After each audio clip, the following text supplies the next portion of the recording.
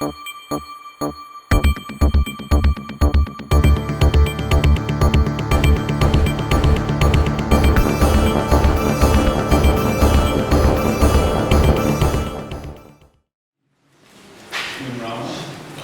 evening. Welcome to the second day of the public program of Summer School 2018. For the participants in the courses, I hope you had a fruitful day and an interesting adventure. For the rest of you, public program is designed to open up the school for the public, let's say, and also it functions as an intervention into courses which are organized during the summer school. Just to give a brief about the summer school for those who were not here last night. The program altogether this year has 11 courses. Courses which start from July 16 and end on August 2nd. This is the second day of the public presentations program. We had in the program the first presentation by Julieta Aranda. Julieta could not make it with us. This time, her course is also done remotely via internet connections with students. I hope this is working out somehow. I'm really somehow, let's say, sad that she's not with us tonight as well. I'm very happy that Anri is with us tonight as planned, let's say. Tonight's presentation is around the work, a work which we discussed some time ago. The work is called Takeover. We will show the work tonight as a projection. There are two films which originally are conceived around simultaneously with their, let's say, respective soundtrack playing in tandem. For this presentation, the films will be screened one after another. After the screening, we will engage in a conversation about the work itself, but also the practice. I'll just read briefly something from Anri's quite rich biography. So Berlin-based artist Anri Sala was born in 1974 in Tirana, Albania. Recent solo exhibitions include Anri Sala at Naring Goodman Gallery, New York, 2018. Anri Sala, Museo Tamiya, Mexico City, 2017. This is a selection. The Last Resort, other public art project, Sydney, Australia, 2017. Anri Sala, Answer Me, Museum, New York. You have a longer list of more recent exhibitions. I will just say that Sala was awarded the Prix Gales Jussin in 2000, the Young Artist Prize at the Venice Biennale in 2001, and the Absolute Art Award Stockholm, Sweden, 2011. In 2013, he was selected to represent France at the 55th Venice Biennale with Ravel, Revel, Unravel. Most recently, Sala was the recipient of the Vincent Award, Den Haag, the Netherlands, in 2014.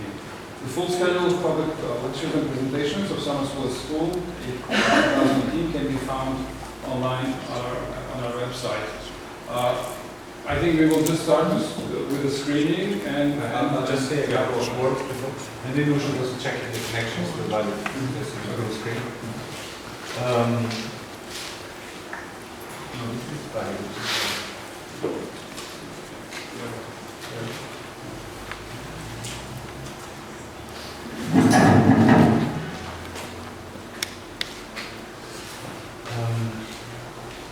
Like Andres said, shortly afterwards I'll show these two films which have been conceived to be together, like two twins, and they play with each other. So each of them is about 7 minutes, so it will be altogether like a quarter of an hour. It's about a relation, or it's about multiple relations. It's the very first relation is about the music that we hear in each of the films. Simultaneously we hear two songs, two very well-known songs, or anthems, which one is La Marseillaise, and the other one is the International, the Workers' Anthem.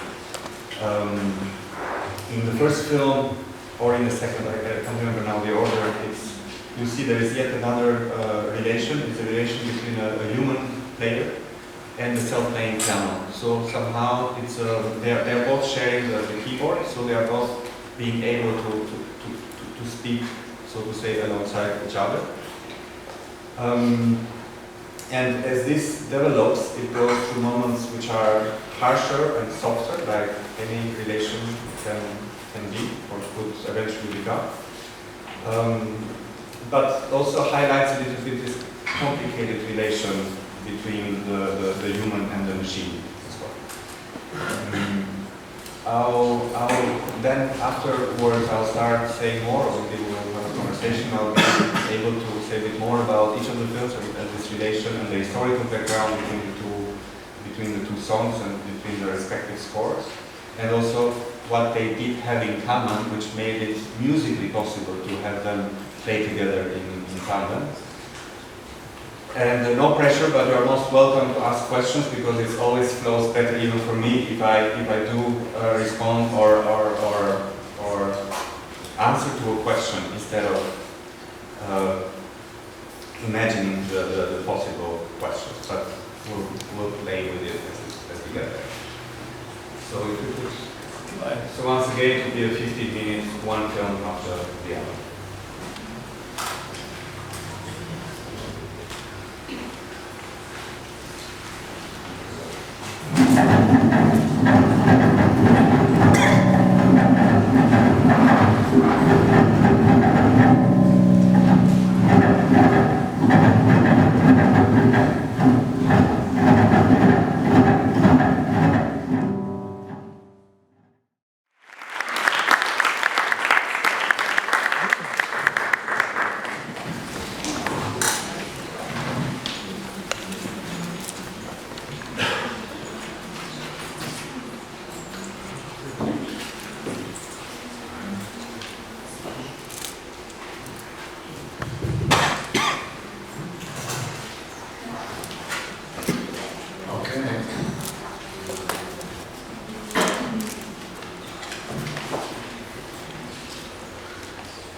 Maybe you should continue what you started, yeah, to explain about the work, and then we can, yeah. So I was interested in this relation, musical relation between the Marseillaise and the International. Intuitively, I always thought that there was a connection between them somehow, just by listening to them, also being familiar perhaps with each of them. Of course, with the International, due to having grown up in Albania, but also the Marseillaise, we all know it, as well as me having lived for a long time in France. But then, eventually, as I was reading the book, I stumbled upon the fact that indeed the Marseillaise it had been written in 1792, while the International, first they only commissioned the lyrics, which was used for the first Socialist International, which was in 1871. And as it became important as the verses, it's only 17 years later that they commissioned the music to be written for it. So for those 17 years, the lyrics of the International, from the very start, from the first International, Socialist International, were sang with the music of Marseillaise. So the composer who was later commissioned to write the music of the International as we know it today, of course he had only heard it sang with the music of the Marseillaise. So somehow they are connected from their very beginning, because having heard this, the lyrics of the International get along a certain cadenza, a certain rhythmical value, of course the music of the new music, the new composition of the score, the proper score of the International inherited all this sort of inner nature from the musical construction of the Marseillaise, because it had to fit, it had to get along with it in terms of the relation between music, rhythm, and words. Beyond that, I was very much interested also in the relation not only between the two anthems, because they both started as songs, so to say, and then because of their importance they became anthems as we know it today. It's also that they not only they share a lot of points and values together as a departure point, but also the way how they have oscillated during their political parcours or their historical parcours. The Marseillaise started as a song, which was a song against the oppression and a song against the foreign armies who were trying to occupy France. It's very much associated with the French Revolution, but it was, like I said, also about trying to stop the Austro-Hungarian and the Prussian army from invading Paris. But then, with the revolution, it became by itself first. Before even it was decided politically, it became the French anthem. And then it goes it has its own journey, because during the period of the Restoration, Napoleon, the king coming back, it was banned, it was forbidden. Because of course they preferred a song which had more to do with the restoration of the ancien regime, of the old regime, rather than a song that carries all these values of the revolution and of the idea of equality and so on. And then Marseillaise was, even for a brief moment in time, at the very end of it was the anthem of Russia, for a very short moment, which corresponds to the 6 months of government after the fall of Tsar, before Tsar was executed. And it was the 6 months of a provisionary government, which were both the people who, I mean, the Bolsheviks as well as the backers of Tsar, they tried to have a moment of cohabitation. And then so on. It's the same thing with the International. It has traveled. Not only it has also oscillated in the way how it's been conceived in the beginning, but also how it has been lived through by people who sang it, but also by people who had to hear it sometimes. And then, so going through this idea of these common points of being songs against oppression, going through the Restoration, going to the revolution, the restoration, and then there is also the connection to colonialism and other forms of colonialism, because of course, as we know, like some 10 years ago, when the relation between the North African countries, which used to be French colonies, and the French anthem it's quite complicated. Like it was the case that during a match between Algeria and France in Alger, during the time when the Marseillaise was being sung to honor the French team, most of the people in stadiums started whistling it. It's the same thing, those sensibilities, they also have to do with the International, because it's the way how people relate to it depends a lot on the context, political context, but also the historical and geographical context where they have grown. Whether there is somebody who is like of a left-wing orientation from Latin America, or feel very differently about it today than somebody from Lithuania or Lithuania, where the International, for some time, I forgot to say, it was also, for a period in time, it was the anthem of the Soviet Union. So in a way, these both songs have become, were at some point anthems either of Russia for a short moment, and then anthem of the Soviet Union. So this oscillation, which is not so much a choice of the songs themselves, but it's the way how the historical audiences have related themselves to it. Same thing goes also for the Marseillaise in terms of the how it's used by the whole country, like when France wins the World Cup, which is a representative of a country which is made of so many different contexts and backgrounds and where people come from to start with, but also very often it's been associated to the very right-wing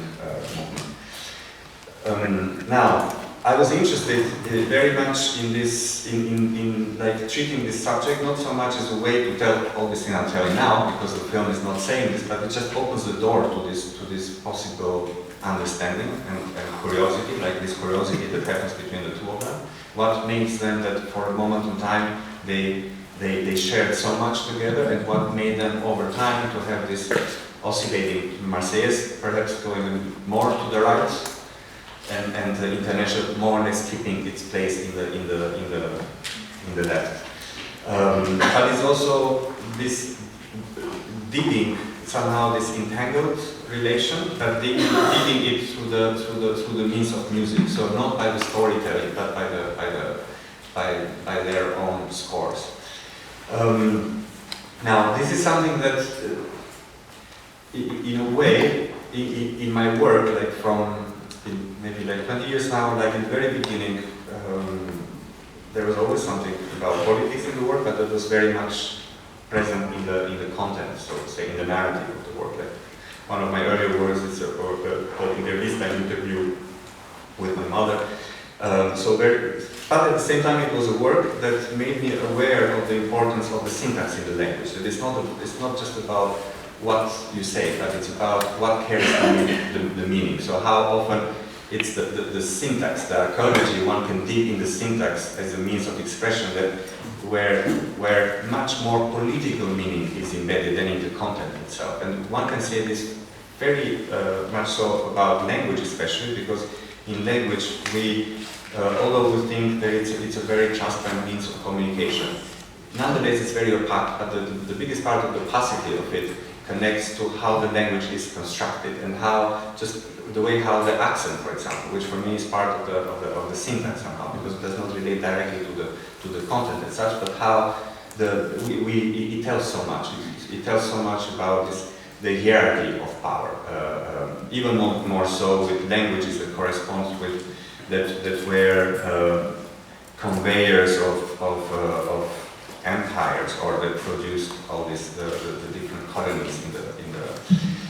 So back into starting from my early work, there was this way how my interest traveled from content, from the narrative to the syntax. And in the case of the cover of this work, which is a good example, is that at the end the narrative is embedded in this correlation between the notes of the Marseillaise and the notes of the International, and the way how they cohabit with each other.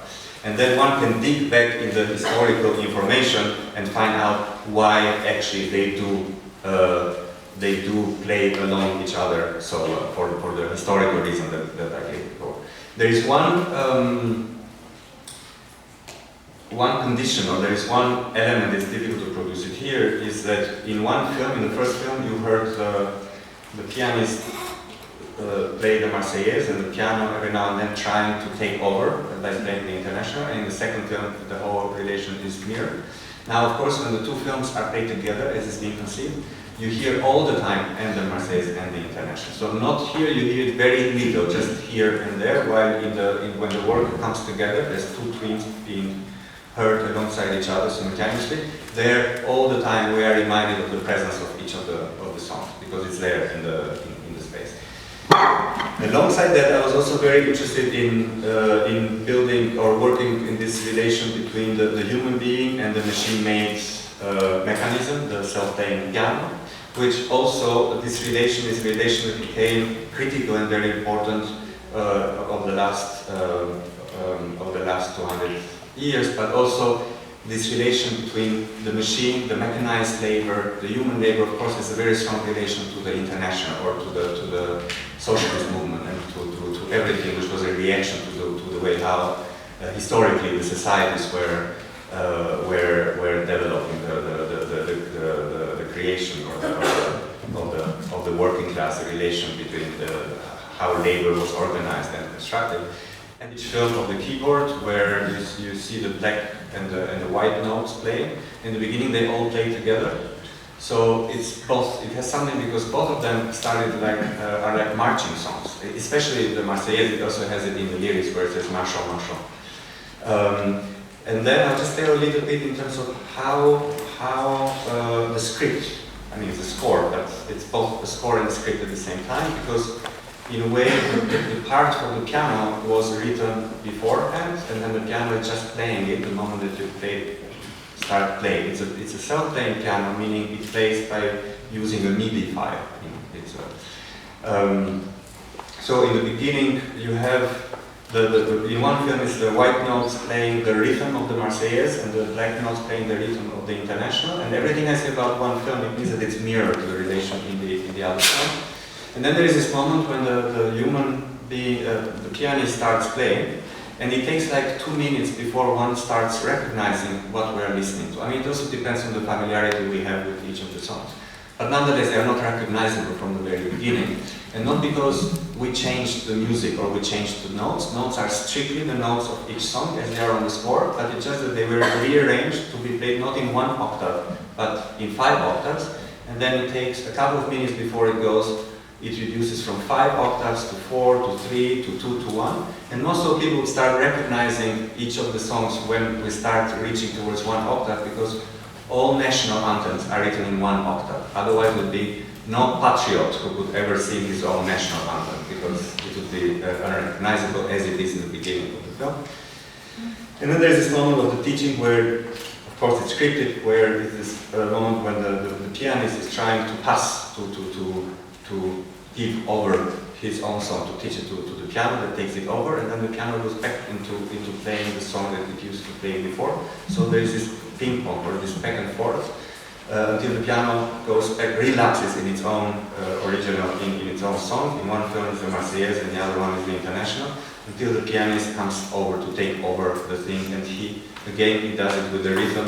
By hitting it, he hits it according to the rhythm of the song that he was intending. So if we see both films at once, and if we both see and hear the way how he does it with the elbow, is that in one side you hear the rhythm of the Marseillaise, on the other side. So it's a very entangled relation. They are composed to be entangled within each other, but which is also somehow reflects this historical entanglement that is between the two anthems. So yeah, that's a rough. Yeah. If anyone has to say something or needs to say something now, I mean, I'm trying to open the floor first. Yeah. To the public, let's say, before discussing it. Yeah.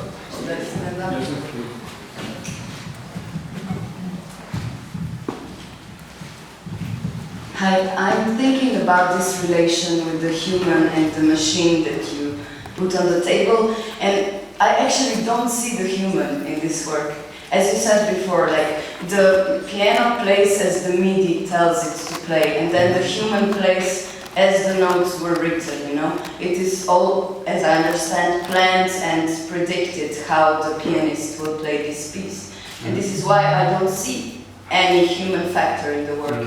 And also this relation with the machine, with the authoritarian, with the anthem as something that we must follow, and it's always true and it's always there, and something like this, that this prejudice around the anthem. Also how the piano starts and the piano finishes the song. I feel that the human here is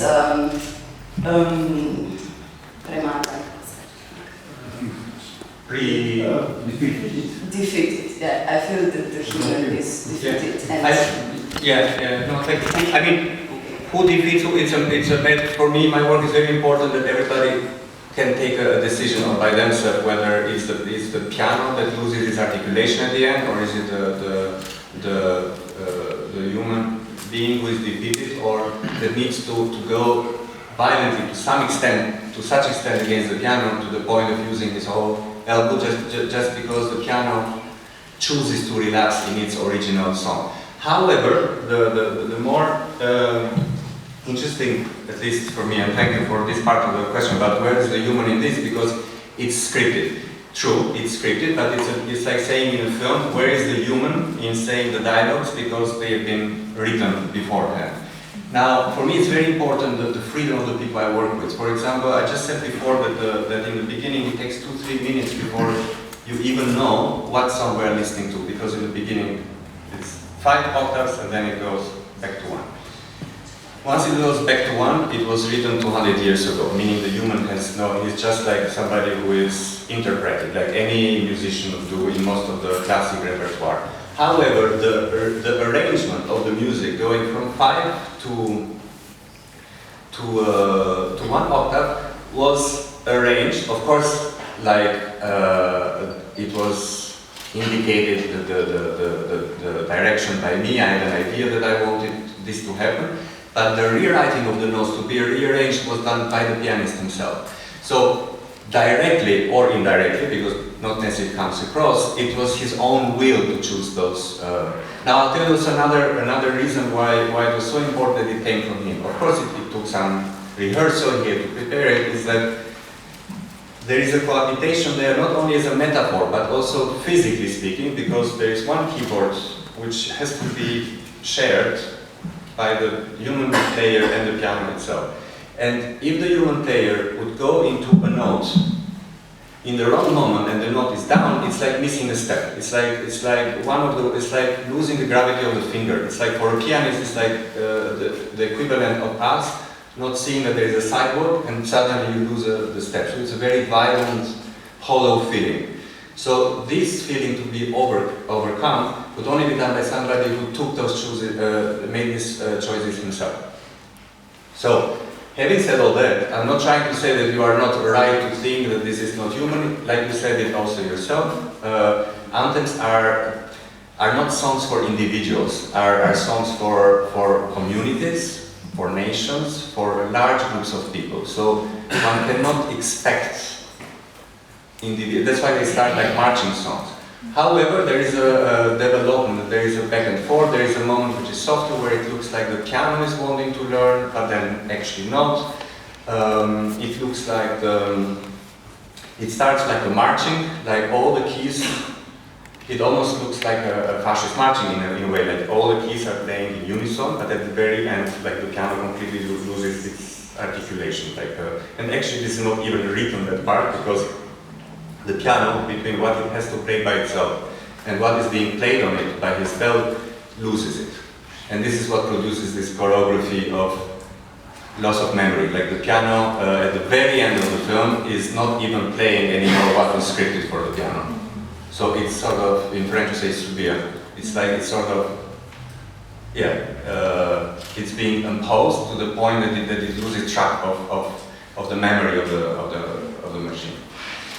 So yes, everything you said is true, and anyway, it's not a case of being true or not because it's a subjective, it depends how you live. But I would say nonetheless, part which is, you can choose yourself whether it's true or not, but I can at least say that he wrote that part himself, so you could not say that he's being a slave or enslaved by the idea because he took part in choosing this, at which point he wanted to choose to use which key. And of course, to write the MIDI for the piano, I like working with another musician, they work together.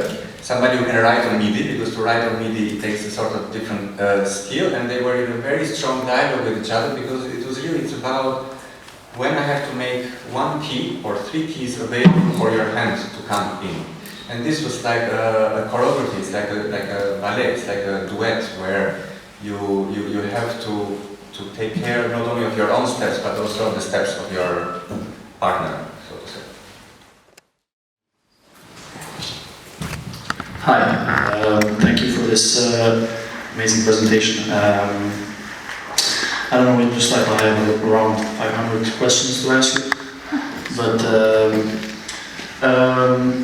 I'm very curious to know because for me, especially this work, and since the first time I saw Rebel Unravel, I was thinking a lot about this position of a composer within your work, and I think this work really can be used to actually teach a lot of students a lot of different techniques in the 20th century.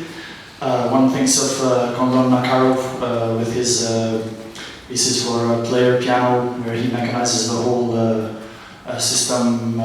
One thinks of Guiro by Henrik Lehmann. One thinks of a lot of different pieces in the aleatoric movement. So I'm curious, how do you make that decision in general from a composer point of view? Is it you who directs that whole path, or do you work with composers?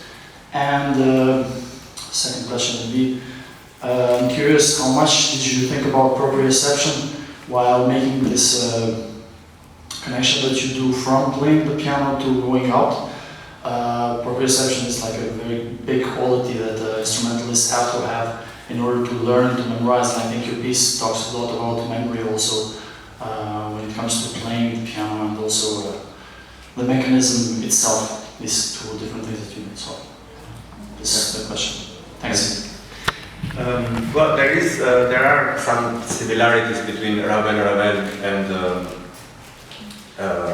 and take over, not only because it uses a piano, but also that it's playing with the interval, the dialogue, the space in between. In the case of Ravel, it's two pianists and each accompanied by their own, their orchestra, but they are not necessarily playing the concerto of Ravel for the left hand at the same time. So actually what I composed was the relation between the intervals.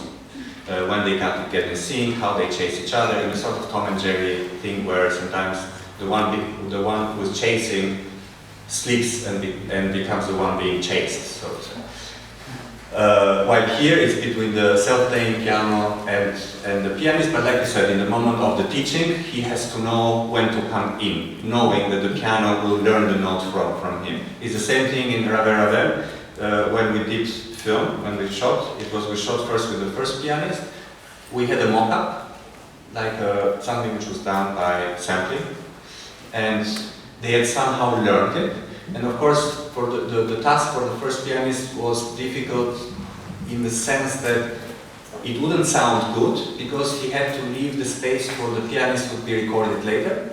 And the task for the second pianist was easier in the sense that he didn't have to play with the void, but he had to fall in the right moment for the composition to sound right. Yes, I do work with musicians. Each time can be different musicians. Sometimes some musicians can be part of several projects. I do have very clear ideas about the direction I want to go. Also because, as you can see that it's not only sound works, it's also visual work. So, and because the music is the action, of course this is what you see. And I do think a lot ahead about how I want it to be seen. Like what is happening. Like the piano is the landscape, or is the champ de bataille, it's like the battlefield, so to say. So you have to start scripting it about how do you want it to happen. In the case of Ravel, for example, if you want an interval to be, let's say, they are out of sync by 1 second. It means nothing because it depends on the tempo, of course, but let's say 1 second. Then it means that if one pianist with the left hand is here, the other one is on the other side of and this visually produces a syncopation. So it's not only oral syncopation, but it's visual as well. And I'm not a musician, so I'm interested in how they come together, not only how these things are heard. In the case of the takeover, for example, again, when I worked with Clemens about first I worked with the musician about to write this moment of the keyboard. In the beginning, it's like unison, so that was clear, and then there's a moment when the unison starts breaking, it becomes like city blocks, like a skyline. So to give him an idea, I printed photos from Manhattan, like this idea where you could say each key could be one of the buildings, and how do you work with this idea of the city light in the main, cityscape in the making. But then when I worked with the pianist, with Clemens, and then of course the three of us worked together, I needed to know where the hand was going, because I was very interested also to know what was happening with the elbow. So in a way, sometimes because you have a certain idea for the image, it pushes you, it asks for its own soundtrack, because both soundtrack and image is one action. And sometimes what happens with the music is so important that then I wouldn't oblige it, I wouldn't influence it to the point to be, so it's not a matter of master and slave, it's a continuous negotiation between who takes over and when. But I would say another thing that I thought about, which, I don't want it to sound too complicated, it was only a little bit, not much, but it was for me very clear from the very beginning. When you see this film, and it depends, if you see it much bigger in an exhibition, it's maybe 3 times the width of the screen, the focus becomes very important. And the focus, in that sense, I didn't want just to film and try to have a human focus puller trying to go where the action is. And usually when you have a human focus puller, you always go at the center of the action, because that's how we are wired, to go at the center. So in a moment when he's playing somewhere, but you have this sort of ripples, like when the note goes elsewhere, I didn't want the human focus puller to just stay with his hand, because first it's easier, and second that's where humanly you feel always closer to the action triggered by the human. And so for this I spoke with the guy that I mentioned before, and I just said that can we invent a device, a device? So where basically the music can control the focus of the camera. And so this is what produces this thing about that you never understand why it's happening this way. It sort of makes sense, but there is no logic behind. And for this, I mean, that the music is taking over. So somehow the Pro Tools, which is telling the piano when to play, is part. But the Pro Tools is also commandeering the focus. And then you have this, you know, once you work with the focus and the MIDI, then you start thinking about how do you call algorithms, you know, because you have to tell to the focus what is A and what is B, etc. And sometimes it would be an algorithm based on the pitch, meaning you say, just follow this, you follow the pitch of the ripple. Whichever note is playing, you just follow it, you don't have to care about the piano. But then there is this moment when there is both the pianist playing and the piano playing, so we had different algorithms, which is the one which was supposed to follow what the piano is doing by itself, and then the other one which could follow what the pianist is doing, because like you said, we knew beforehand what the pianist would be doing. And that too, it felt to me like very too clear, okay, this, so how to fight it? And then that's where music comes back in. I asked a friend of mine who's a drummer, you know, I mean you know because you seem to know very much about music, you know these drum pads, you know, that basically you don't hear, they are MIDI connected, but you could play and then you could write. And so we put the different algorithms in the drum pad, like here, here, here, and here, and the drummer was playing the passing from one algorithm to the other. So you could still let the music take over how one goes from one algorithm from the other, and not in a scripted way in that case. It was just like the drummer. Just giving some indications about when I wanted to be calm and explain beforehand what is happening, and because the takes are not as long as the film, there would be, you know, like in every film, you do shots which are shorter than you edit them later. But it was this thing about, which comes back to the first question, that it's very present in my work, it's this desire to combine two impossible things. Control, but also let go, lose it at the same time. So, and I think that Ravel was a bit, I think it's very, so I think this answer to the first question in relation to, yes, that I do work with musicians, but again, sometimes there is a visual image that demands for its own soundtrack. So. Did I? Yes. I was just wondering, did you ever think in the process using AI to work with all of this? Because in this case, you would actually have control and also kind of freedom. And it makes me think a lot of the work of François Bachet recently with Sony CSL, which he actually makes compositions with AI at the same time. And I think your work actually, how you say, opens this conversation of actually the relationship that we would have with the machine in the future. Yeah, no, I understand. That's interesting. I mean, there are other artists who do it in a brilliant way. I haven't worked, I think when I want to lose control, I still want to lose control through another human being. Okay. Not through the AI. So in that case, it's losing control through the drummer, although we had pre-written all the different focus equations for that, and I still wanted to lose control through him, or yeah. But also it's a selected drummer, so you know how far we can go, or yeah. But the drum, I mean, I worked with him before, and I know his style. He takes it, it's some improvisation. But he does care too for it. So it's, of course, you need to. It's a shooting, so you need to work with people that you have worked before, because it's a very tight time and you have to. But still, very much you let it be in that sense.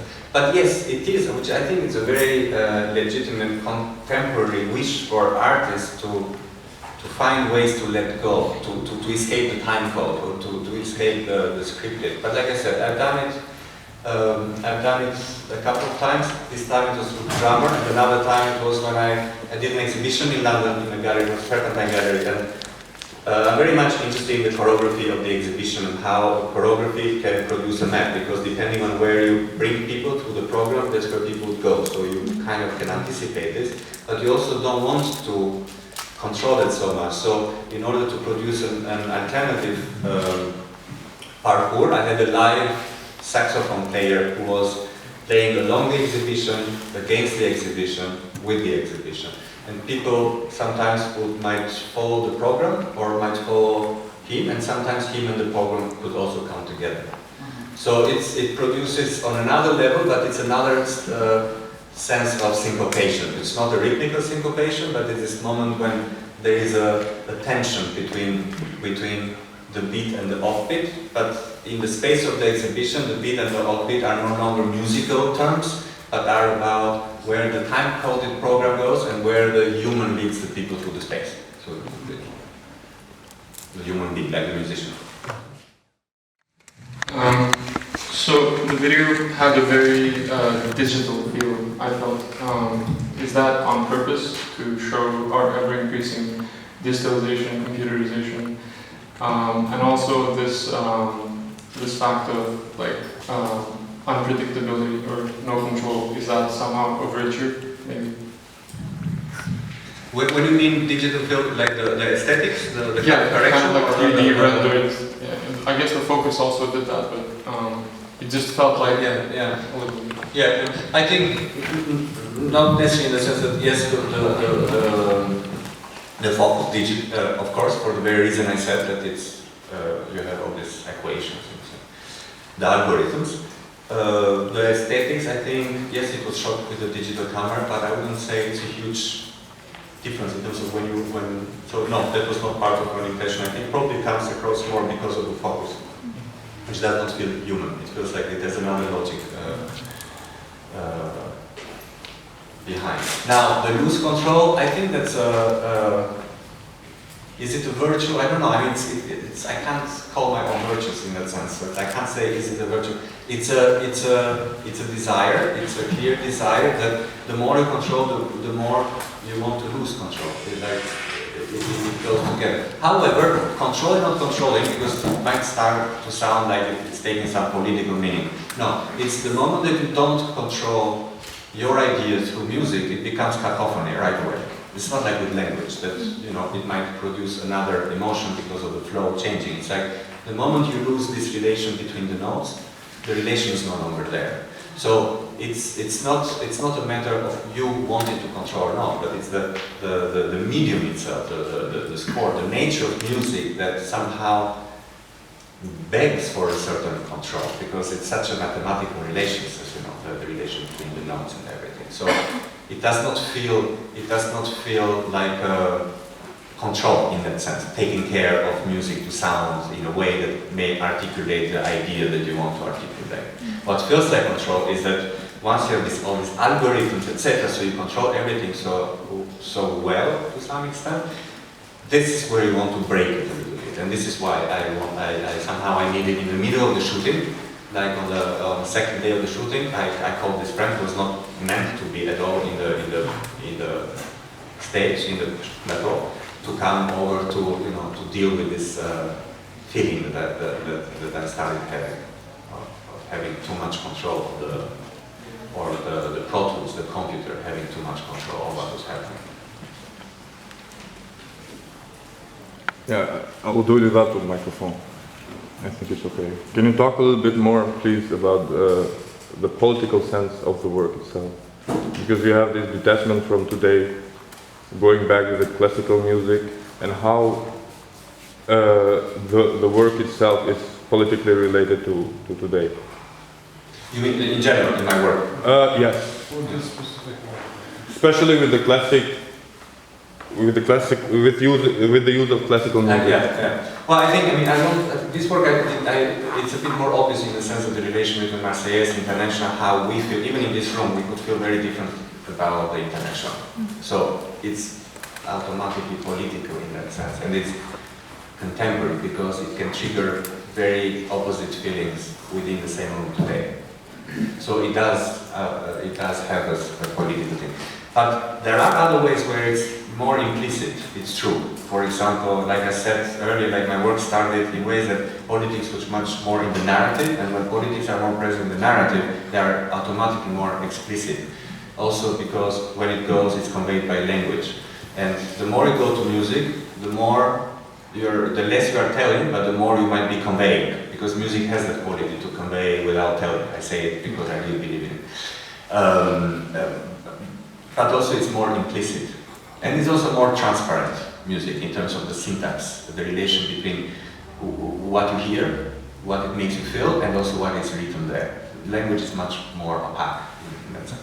But it's true, in some cases, it looks like one has to talk about it to realize where the politics are. So it really depends a lot on the audience, but which is also part of what I like about it, is that I'm getting more and more, less and less interested when politics are part of the narrative. Because the more they are part of the narrative, the more they are part of an agenda, and the less subjectivity is left on the side of the viewer or listener or public in that sense. But not to take too many examples, to go back to the same example of Ravel, like the one with the two pianists. And I got interested in that, in the compositions for the left-hand piano, I mean for the left hand only. It's a very rich repertoire. It all of a sudden it became very popular just during and at the end of the First World War. So the reason is very clear. It's very closely related to the war. It was the war that produced the largest number, not only of loss of human life, but also handicapping people. Very often, as we know, because until 20 years it was like this, people were taught in schools, also when I grew, that you have to use the right hand. So it's not the same relation as we have now today, that you can choose your own inclination. So many people lost their right hands, which explains that why now there is a register, there is a repertoire, there are over 6,000 pieces of music written for the left hand only, not all of them as complex as Ravel's, like maybe there are 50 complex ones, and there are less than 100 for the right hand only. So I would say, wait a second, right hand is the most important, and the whole piano, by the way, as an instrument has been conceived for the right-handed. Most of the musical instruments have been conceived for the right-handed, and it's only recently for the, of course now it's common knowledge that if you are left-handed you can buy a guitar for the left-handed, but the left-handed piano probably was produced only like 10-15 years ago by somebody. It's not necessarily something you go in the supermarket and you say, oh, I want it left-handed. Is so much related to the distance in between the fingers and which hand is playing the melody and the higher pitches and which one plays the lower pitch. So all this is like, but where's the history there? But the history is exactly in this relation that so much of it comes from the First World War, comes from all these mutilated bodies, comes from a desire to not give up. And there is so much then to tell about this piece because it was the Ravel piece. It was commissioned by Paul Wittgenstein, which was the brother of Ludwig Wittgenstein. But back then, it was one of the richest families in Europe, and so this is what enabled him, while he came back mutilated, but nonetheless safe back home. He used his financial possibility to commission from the most known composer at the time, Prokofiev, Pinchmis, Ravel, etc. He commissioned around 40 concertos.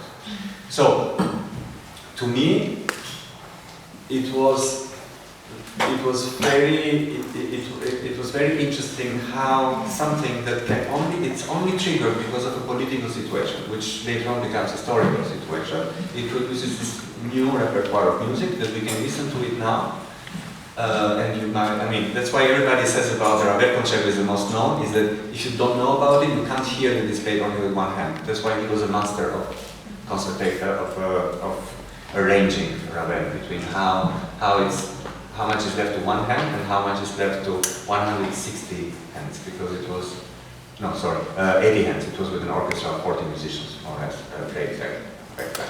So this is where the history comes in.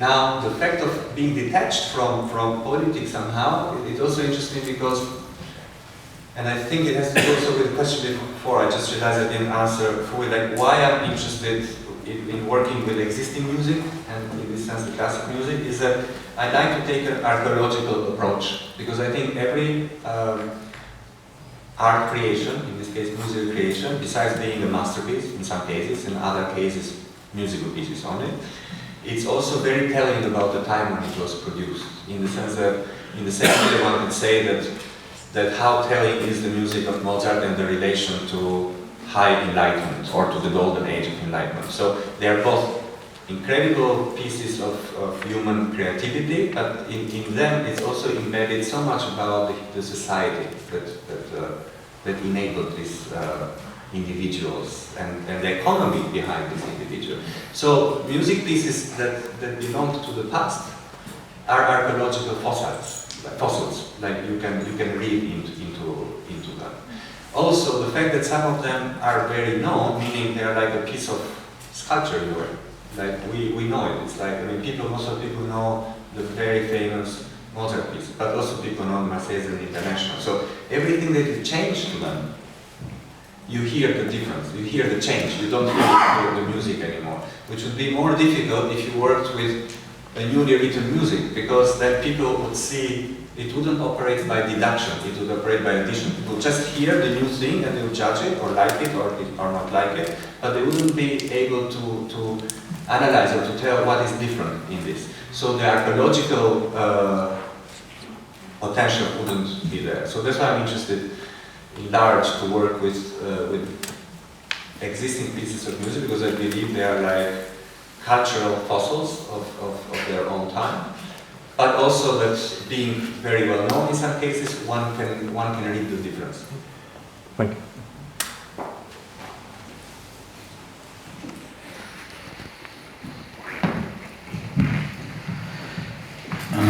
I remember we discussed once or most of the pieces that we saw from New York exhibition in the museum as well after the Venice, and we discussed how it's important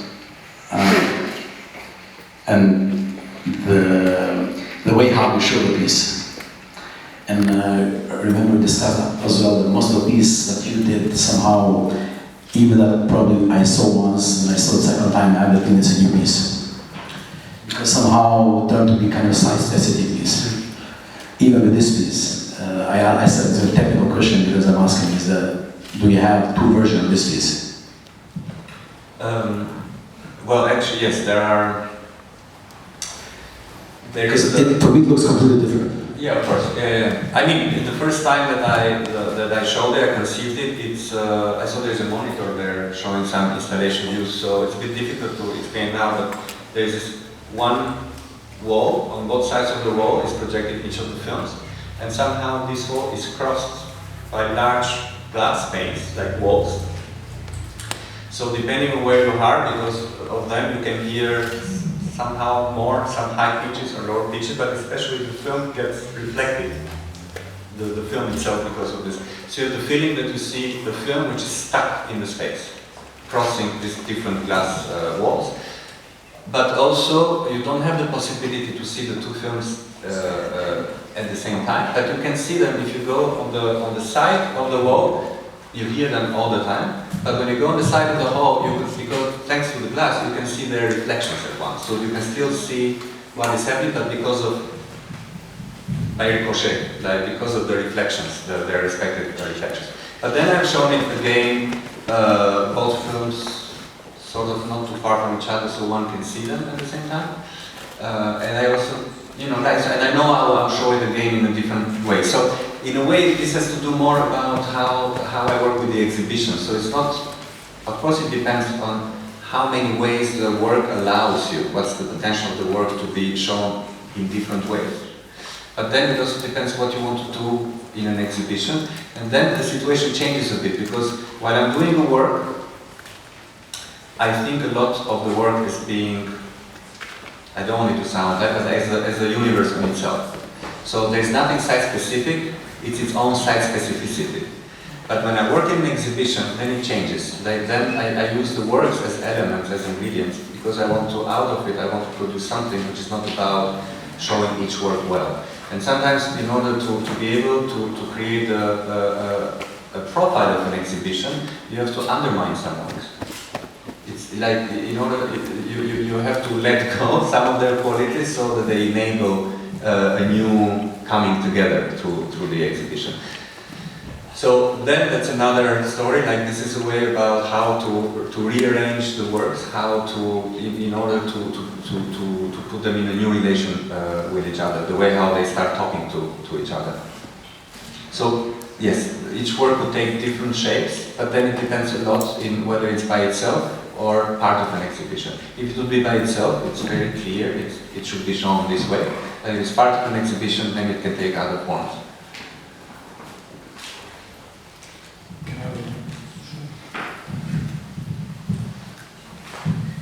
Okay, I just wanted to. I'm afraid about the loss of words, basically, in your works, a bit concerned, not afraid.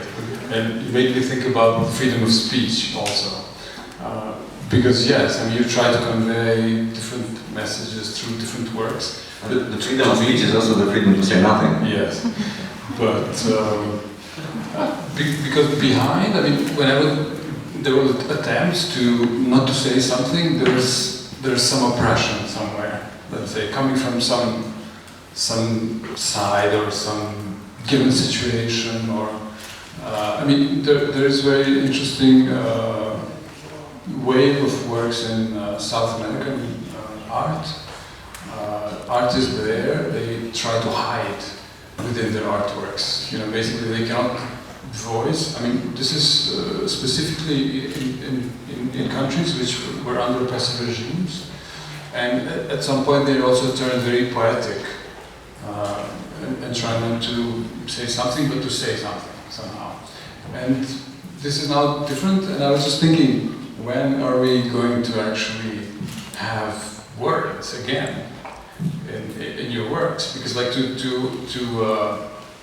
maybe to tell a bit more about your work that is very much well known and mentioned. Words are there very critical, but also because of the political situation, they have a different meaning, right?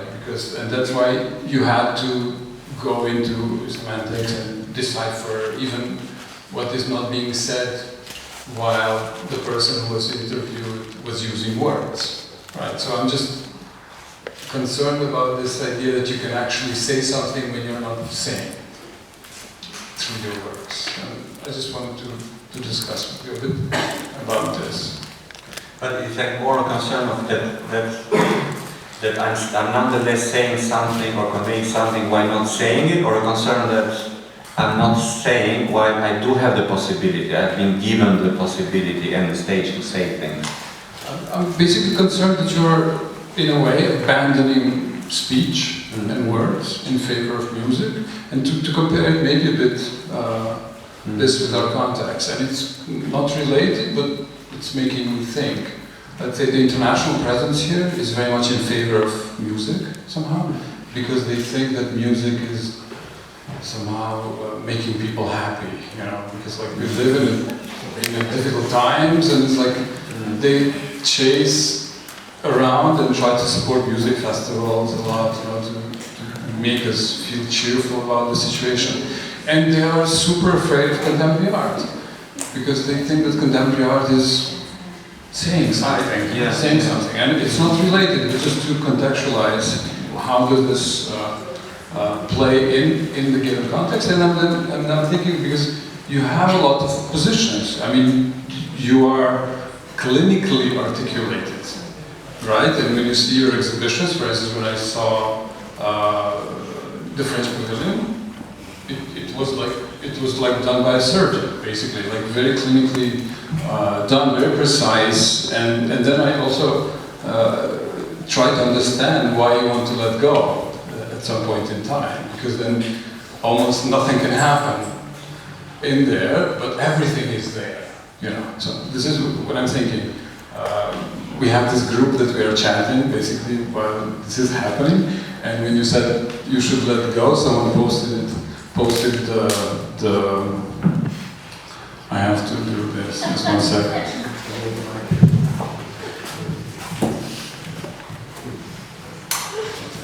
They cannot let go, but they don't have anything to say even if they let go, and I'm just thinking, is this a development? To let it go? Yes, because at some point in time you have total control and you know why, and then is this increasing in your works? Yeah, possibly. I think you also, it's human. Possibly you also let go when you feel more secure about it. But to go to the, I don't think the presence of language is a proof of freedom of speech, because for example, one of the reasons. The first reason is what I said before, that I'm interested in producing, in allowing space for the other, for the visitor, for the public. And I think language frames much more, reduces that space of subjectivity, because it's clearer and it controls more the reception of it than music does.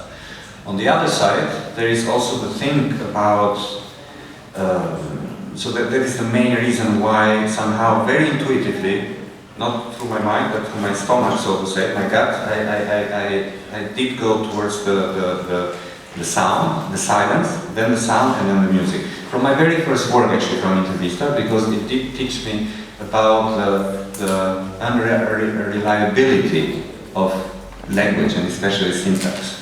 How, just like after 30 years, and the rupture, political rupture, changed the system of the values, all of a sudden, something which was extremely articulated for the time sounds completely long devoid, like completely unarticulated.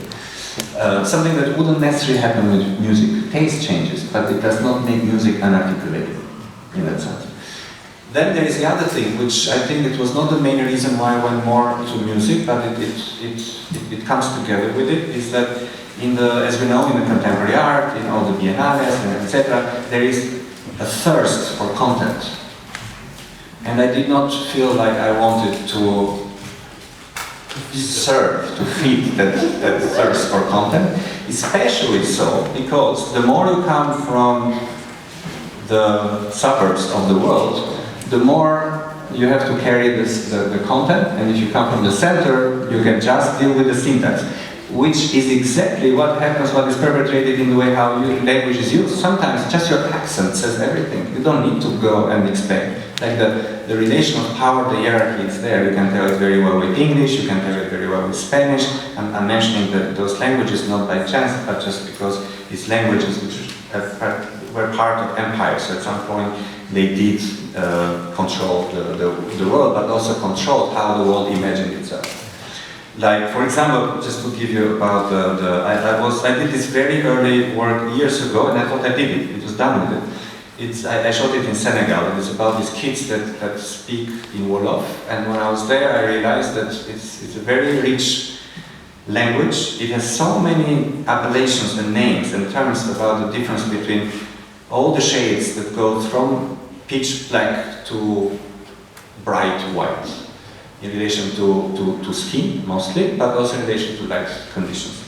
And then it tells so much about how important this hierarchy was there, about these different shades in the color, in the pigment of the skin, and how it had an immediate correspondence in where people found themselves in the hierarchy of the society. Okay, I did the work. And then later I realized, I translated it first time in English, I showed it in London, and then I wanted to show it in New York, and then I realized, wait a second, there are some terms which are so British that they don't make sense in the same way in the United States. And then you realize that, oh, it's not just about these words in Wolof, but it's about the difficulty, the moral difficulty. Some of these languages, such as French, English, Spanish, Portuguese, maybe others too, they have when they have to translate these words, because it triggers things of the past. And that's where we go in things which are not just about the content, but it's where the content and syntax are so entangled in each other. So that was a very long answer, but to say that definitely I wasn't interested in producing content, because I think like in archaeology, content at some point becomes part of the structure of the syntax. So it's the same thing when it comes to to this. In this, the most extreme example, for example, of this work I did is that at some point I said, okay, I want to translate it 4 times, it's the same film, and I translated it in Castellan, like meaning in Spanish, and then I translated it in Mexican Spanish, I translated it in Venezuelan Spanish, and in Argentinian Spanish. And then all of a sudden it becomes like an archaeological site, because there are certain moments when 3 or 2 screens they translate it the same way, say gringo, boom, or all 4 screens would say gringo. But then there are certain moments when all 4 Spanishes they go different, just because of their relation of how within their context that word is used in relation to the other. So in one place the other they call it Indio, in another place they call it somebody from the other continent, depending on where the country is. And then what is interesting, all this to say that 20 words sometimes tell more than a whole narrative, is that once I was done with the translation, not me, because I don't speak Spanish, I understand a bit, but it was 4 people from these 4 different countries, I realized that there was something wrong with the translation. I realized that where 3 translators were saying that for a certain word, were saying that a little bit darker than. One translator, the one from Venezuela, he was saying a little bit brighter than. And I said, no, must be something wrong in the Excel, like how could be. And then I discussed it with the person who took care of the translations, who was a professor in the University of Mexico City, and then we found out it was because of the subjectivity of the color of the translator. So the translator, being of a different shade of the skin, did not see the same word as being brighter than, darker than, but as being brighter than. I think, you know, that's syntax, that's archaeology, that's like it. But it tells so much about the subjectivity of who is translating and for whom it's being translated. Way more than telling stories and telling so much. So that's as much as my thirst for words goes. We can take more questions. Okay, I have a question from this one. Okay.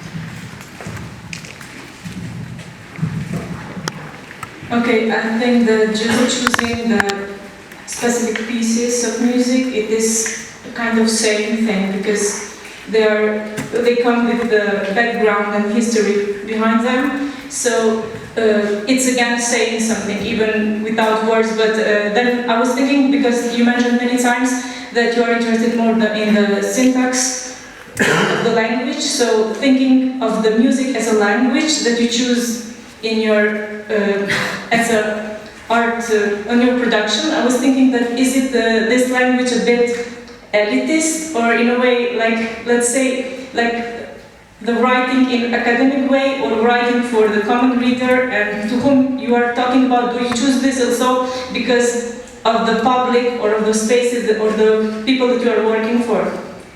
And I was... Yeah, I understood the question. I think I never thought of music being elitist, in the sense that sometimes music is able to reach people. No, of this, maybe classical music or just music now, or... I don't think classic music is elitist. Maybe strangely it sounds so from within the contemporary art milieu, but there's a whole world outside of this milieu. If you go to the philharmonies, they are always full of people, in the sense that classic music is there, and is there to stay, something one cannot yet say about contemporary art, because time needs to tell them. So in that sense, I wouldn't say that music, I think it would not be right to think of classic music as being elitist. But it's true, maybe you trigger something which is interesting. Another thing that I did, it's not first in my list, but what I like when I work with music, is also that somehow it disarms contemporary art critique from all the discourses, everything you learn at school about how to write about the show, how to write about the work, how to bring in something, how to judge it based on this thing of the... So all of a sudden, very often, the critics, they don't know, because first of all, how do you explain music? And second, like you said, but that's not because it's elitist, but because these discourses have become so elitist within the milieu of contemporary art that they think that everything else that they don't understand is elitist. Well, no, everything else is the real people. It's like it's larger than so. Maybe I said because I remembered also of another work that, not work, but how sometimes the classical music is used. I don't know the exact place where this happened, but it was used somewhere in the front of the malls, that the people don't go inside, the people that don't usually shop there. So how it can be used to call them in? No, to stop them. So just someone that likes classical music and it's more of the higher class can go inside and use the space, and others stay. I don't know, but then you have this other thing which I find very cheesy, but that you have all these pianos everywhere in the train stations and people can play them themselves. So it's arguments against arguments, but I deeply believe that one cannot say that classic music is something elitist. Even in terms of institutionally speaking, in terms of how many people go to philharmonies, to concerts, to it's like compared to how many people go to museums, I wouldn't be so sure anymore in the question. Okay. Yes. A boring question to follow, but I was wondering if you could talk a bit about the visual syntax of the film, because it's so specific in terms of how it begins, and correct me if I'm wrong, but it begins with an absorption of the viewer within the plane of the image. And at one point there's a very jarring cut, and I remembered it again, seeing it here, where you pan out and you show the entire room. So it sort of presents a question to the viewer of, instead of you feeling like you're in control of what's going on, absorbed within the scene, all of a sudden you wonder who's actually behind the camera, and it leaves the question unanswered. And it just seems so deliberate for you to put that transition in. So I was wondering why you did that. What do you mean by who is behind the camera? Because it does not reveal who is, even when the white shot does not reveal who is behind the camera. Exactly. No, just that it's my reading that you begin by seeing such a close crop shot that you're absorbed within the scene and feel as though you're controlling the shot. And then all of a sudden the cutting back poses a question that doesn't get answered, as you're saying. Yeah, I think in the case of this film, I saw it. I saw it like this: like when you film a keyboard, piano is like par excellence, like the Western instrument, like all the intervals, all the mathematical relation of the sounds, all the accords in French, I don't know, the scales, so like everything is. So it's, in a way, also it looks like a landscape. I mentioned before that I thought of it as a city, but also it represents like 360 degrees of the Western home, so to say. So for me, it was, although it's a close-up, relatively speaking, it's still like filming a landscape, and I thought of it as a landscape. At the very end, we see this white shot that it shows where it's happening. But by comparison, it's not a landscape, it's an interior. So although the shot is wider, in my thinking, it was nonetheless, the space it represented, it was smaller than the space of the keyboard. Not in terms of measure, but in terms of the metaphor, what it represents. But it was also a desire to show the place where it happens, to situate it at some point. It's quite classic in the sense it's nothing about showing the place where it happens at the end of the film, but I thought it was important also because I shot the film in the Funkhaus. It used to be the house of the radio for the DDR, like for the East German. So that's the place where they would record music or would record live music for the radio. So that's the. But otherwise, I mean, I spoke a little bit in terms of aesthetics of the image. I spoke a bit about the role of the focus, and who's also trying to bridge this space between the human player, the elbow, and the keyboard. Yeah, I don't know if it's a satisfying answer, but like that's the. But like I said, I like thinking of the film and to start of it as like one is filming a landscape. You know, like in the Western For example, that's also why I choose, also because of the keyboard, why I choose the CinemaScope as a format, which is not necessarily a format that I use all the time, but it was a little bit like filming the landscape, and the keyboard is a landscape. That's why most of the Western films are, I mean, you cannot think of a Western film without thinking of a CinemaScope, which of course it has to do, bluntly, it has to do, and that's the way how you can represent landscape, but then if you read about the books about Western movies, it has to do also a lot with the idea of the pioneers and colonization, meaning like everything you see has to be taken over. So that's where, so it has both this thing. It makes sense, because you can see landscape, and most of the time in Western films things happen in the outdoor, in the landscape, but it's also about the idea of taking over the landscape. And just to ask, does that follow up with why you decided to then shift? To take over the landscape and then make that shift to this interior space? To show the space at the very end? Yeah.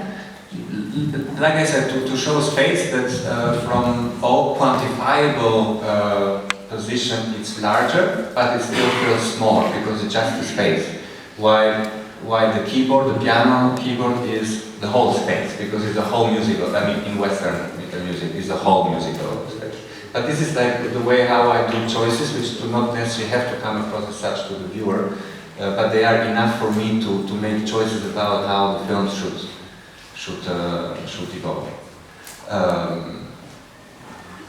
Yeah, and then we had also a job during the shooting, because of course when you rent a place like this, which is very good acoustic, it's all good, you are renting a place which is very known in Berlin, because it's you can rent it nowadays, and it doesn't come so cheap because it's the Funkhaus, it's a very known place, so at the end you have to say, you have to show where the money went, because I said, hey, with this film here, so it was, we're making a joke in the production about that we needed to show at some point to the gallery that we showed the space at the end. That's it. Initially I wanted to say, if you have questions for after, make them now, but let's make the questions after.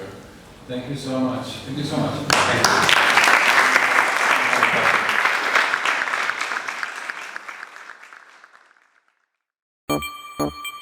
you.